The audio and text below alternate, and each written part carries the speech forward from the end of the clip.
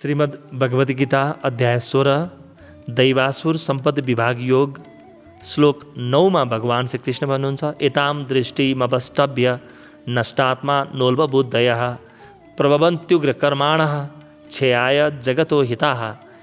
यस मिथ्या ज्ञानलाई अवलम्बन गरी जसको स्वभाव नष्ट भएको छ तथा जसको बुद्धि मन्द छ ती व्यक्तिले सबैको अपकार गर्ने क्रूर कर्मी बन्नेछन् र त्यस्ता मनुष्य केवल जगतको विनाशको लागि मात्रै समर्थ हुनेछ। अब एक पछि अर्को गर्दै आसुरी भाव भएको व्यक्ति, आसुरी वृत्ति भएको व्यक्तिको पतनको कथा कस्तो हुन्छ त्यसको बारेमा भगवान कृष्ण चर्चा गर्दै हुनुहुन्छ। हामीलाई याद होला अध्याय 15 को पहिल्यै श्लोकमा आएको थियो यो संसार चाहिँ उल्टो झुन्डिएको पिपलको वृक्ष हो भन्ने। ऊर्ध्वमूल मद शाखा अश्वत्थम प्राहुरभ्यम।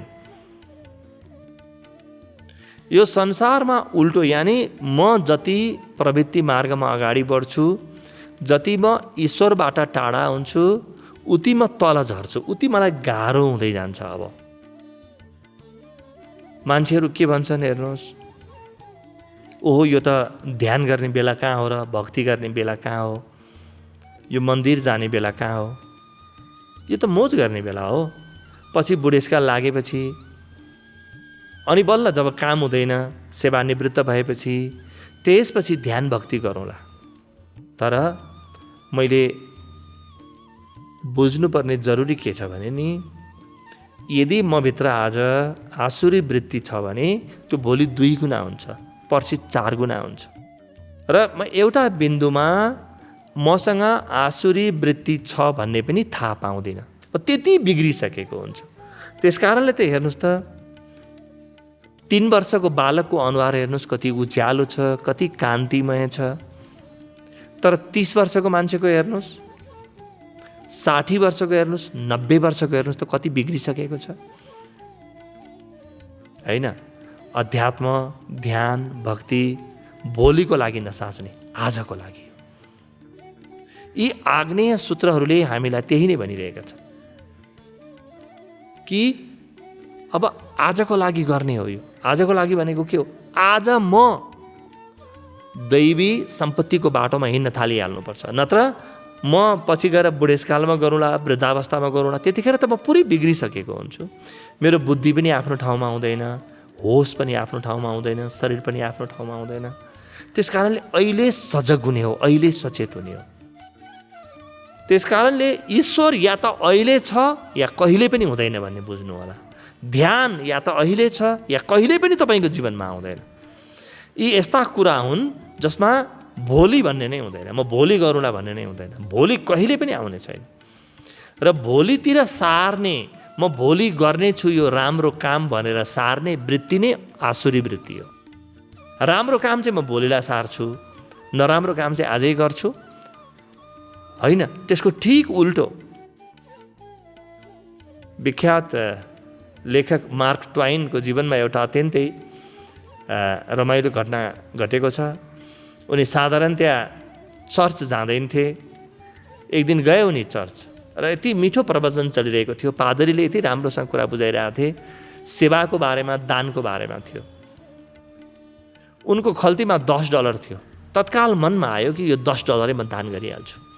अनि देखे त्यो दानको पात्र लिएर आउँदै थिए मान्छे, खल्तीमा हात लगे, लाने बित्तिकै उनको एउटा मनले के भन्यो भने मार्क अहिले किन लानु, हात किन लानु जरुरी छ, हेर त यत्रा मान्छेले खल्तीमा भएको सबै पैसा दिइरहेछन् त, छैन नि, अलिक कम दिए पनि त हुन्छ नि त।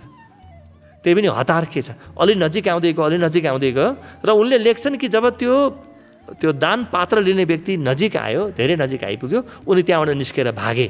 किन भागे भने नि उनलाई लाग्यो कि अब म दान दिने त होइन, म त्यो पात्रमा भएको पैसा पनि खोज्ने छु, राम्रो काम गर्न ढिलाइ गर्ने होइन। नराम्रो काम गर्न जति ढिलो गरे पनि हुन्छ। कसैलाई गाली गर्नु छ भने एकदम गाली गर्न मन लाग्यो भने पख्नु, 36 घण्टापछि तपाईँलाई गाली गर्छु है फोन गरेर भन्नुहोस्। कसैसँग रिसाउनु मन लाग्यो भने भन्नुहोस् कि मलाई आज रिसाउनु त तपाईँसँग भएन कि मन छ, तपाईँसँग मलाई रिस उठेको छ, तर म एक दिन पर्खिन्छु, 24 घण्टापछि रिसाउँछु भन्नुहोस्। तपाईँको जीवनबाट त्यो रिस बाफ बगे चाहिँ उडेर जानेछ, त्यो गाली उडेर जानेछ।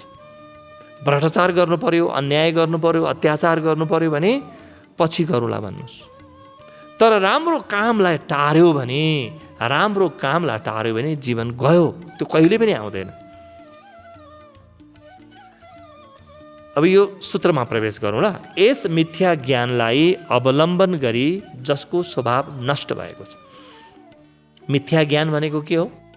सबै कुरा काम वासनाले उत्पन्न छ। ब्रह्माण्डको संरचनामा ईश्वरको कहीँ पनि ठाउँ छैन। यहाँ प्रेम, करुणा, दया, भ्रातृत्व, सहकार्य यस्ता गुणहरूको कुनै पनि ठाउँ छैन। जसले हान्यो उसले जान्यो, जसले गर्यो उसैले गर्यो, जसले कमायो उसले कमायो, जसले खल्ती भर्यो उसले खल्ती भर्यो भन्ने जसले बुझेको छ। यस्तो मिथ्या ज्ञानलाई अवलम्बन गरी जसको स्वभाव नष्ट भएको छ, अब त्यो व्यक्तिले के प्रभाव पार्छ त समाजमा, यस विषयमा चर्चा छ है। तथा जसको बुद्धि मन्द छ, बुद्धि मन्द नभइकन आसुरी वृत्ति जन्मिँदैन। जसलाई आफ्नो बुद्धिमा भरोसा छ, आफ्नो जीवनमा भरोसा छ, ऊ त सिधा हुन्छ, स्पष्ट हुन्छ र यो व्यक्तिमा दैवी गुणहरू आउन थालिहाल्छ। जो व्यक्ति घुमाएर मात्रै सबै कुरो गर्नुपर्छ भन्ठान्छ, त्यो व्यक्तिको बुद्धि मन्द हुन्छ। ती सबैको अपकार गर्ने, यिनले उपकार गर्ने छैनन्। किनभने एउटा व्यक्तिले हजारौँलाई त्यही सिकाइरहेको छ। हामी हेर्नुहोस् त, इतिहासमा पढ्यौँ भने कसको नाम पढ्न पाउँछौँ? हिटलरको नाम पढ्न पाउँछौँ हो, इदी अमिनको नाम हामी उसमा पढ्न पाउँछौँ। द्वितीय विश्वयुद्धमा को खलनायकहरू भए ती पढ्न पाउँछौँ। राम्रो काम गर्ने व्यक्तिको नाम पनि इतिहासले लेख्दैन। किन? पुरै समाज आसुरी वृत्तिले घेरिएको छ। त हामी त्यही पढाउँछौँ त, ती हिटलर नै हरेक व्यक्तिको आदर्श लाग्छ, रावण नै हामीलाई आफ्नो आदर्श लाग्न सक्छ। जतिसुकै राम हो भनेर बाहिरबाट भने पनि भित्र रावणले च्याहिरहेको हुनसक्छ। ती सबैको अपकार गर्ने। अब यस्तो कुरा जब समाजमा आउँछ, व्यक्तिमा आउँछ, त के हुन्छ भने हरेक व्यक्तिले सिक्दछ कि म पनि यस्तै गर्नुपर्छ। शिक्षा त्यही प्रकारको हुन्छ। हेर्नुहोस्, आसुरी वृत्ति भएका व्यक्तिहरू नेतृत्व तहमा भए पनि शिक्षा पनि त्यही प्रकारको हुन्छ। हामीले शिक्षालाई कस्तो बनायौँ हेर्नुहोस् त। मलाई धेरै मित्रले सोध्नुहुन्छ कि गुरु, पहिले त नैतिक शिक्षा हुने गर्थ्यो, हिजो आज किन नैतिक शिक्षा छैन? म सिधा उत्तर दिन्छु, नैतिक शिक्षा हुनुभन्दा पहिले नैतिकता आउनुपर्छ। नैतिकता भनेको के हो? दैवी सम्पत्ति हो, जीवनमा आउनुपर्छ। जसरी पनि म कुर्सी पाऊँ, जसरी पनि धन कमाऊँ, त्यति भएपछि त नैतिक शिक्षा त त्यसले त बिगार्छ त। नैतिक शिक्षाले त तपाईँलाई असल मान्छे बनाउँछ, धेरै सफल नबनाउनु पनि सक्छ, तर जीवनको लक्ष्य सफल हुनु होइन नि त। जीवनको लक्ष्य त सुफल हुनु हो। सुफल भनेको के हो? भित्रबाट असल छु र राम्रो फल लागेको छ, बस। सुफल हुनु जीवनको लक्ष्य हो। त पुरै शिक्षा त्यही प्रकारको छ, राजनीति त्यही प्रकारको छ। हेर्नुहोस् त, हरेक दिन चर्चा आउँछ कि फलानु राजनेताले बिहान यस्तो बोल्यो, बेलुकी यस्तो बोल्यो, अर्को दिन यस्तो बोल्यो, आफ्नै कुरा खण्डन गर्यो, यस्तो भनिरहेको छ।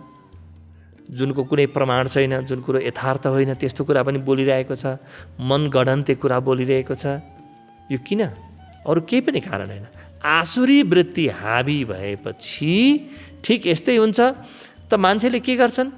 आसुरी वृत्ति हावी भएपछि त्यस्तै प्रकारका व्यक्तिहरू राजनीतिमा आउँछन्, त्यस्तै प्रकारका व्यक्तिहरूद्वारा नीति नियमहरू बन्छन्, त्यस्तै प्रकारका व्यक्तिहरू शिक्षामा हावी हुन्छन्, समाजमा अगुवाहरू हुन्छन्। र यसले गर्दा के हुन्छ त? यसले गर्दा के हुन्छ? यस्ता अपकर्मी अपकार गर्ने क्रूर कर्मी मनुष्य केवल जगतको विनाशको लागि मात्रै समर्थ हुन्छ। यिनबाट राम्रो केही पनि हुँदैन। अब राम्रो केही पनि हुँदैन यसको अर्थ मैले केही नगर्ने? प्रश्न आउँछ कि मभित्र आसुरी वृत्ति छ, मैले देखेँ त के गर्ने?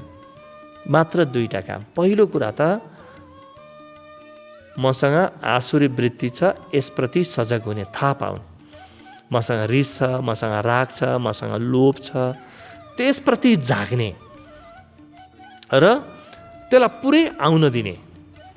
मलाई थाहा होस्, जुन कुरा मलाई राम्रोसँग थाहा भयो त्यो सुध्रिन थालिहाल्छ। बोधमा आउनु पर्यो। त पहिलो काम त मैले आफ्नो बारेमा स्पष्ट रूपमा थाहा पाउने कि दैवी सम्पत्ति भएको व्यक्ति म भएको भए त मसँग सुख, शान्ति, समृद्धि कति आउँथ्यो कति आउँथ्यो। साक्षात् जगदीश्वरसँग हुन्थेँ म यो दुःखमा कसरी हुन्थेँ त? यो दुःखको अर्थ के हो भने म आसुरी सम्पत्तिले घेरिएको व्यक्ति हुँ।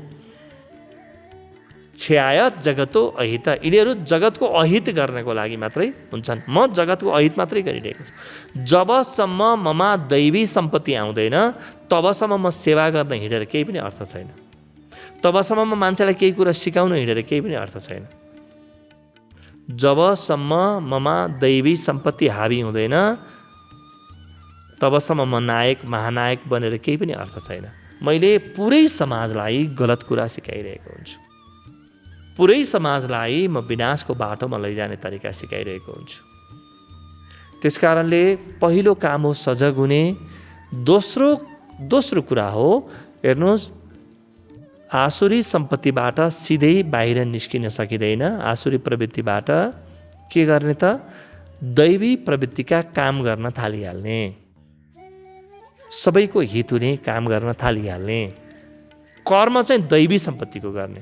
आसुरी सम्पत्तिले मलाई घेरेको छ भन्ने एकपटक थाहा पाउने, तर कर्म चाहिँ दैवीको गर्ने।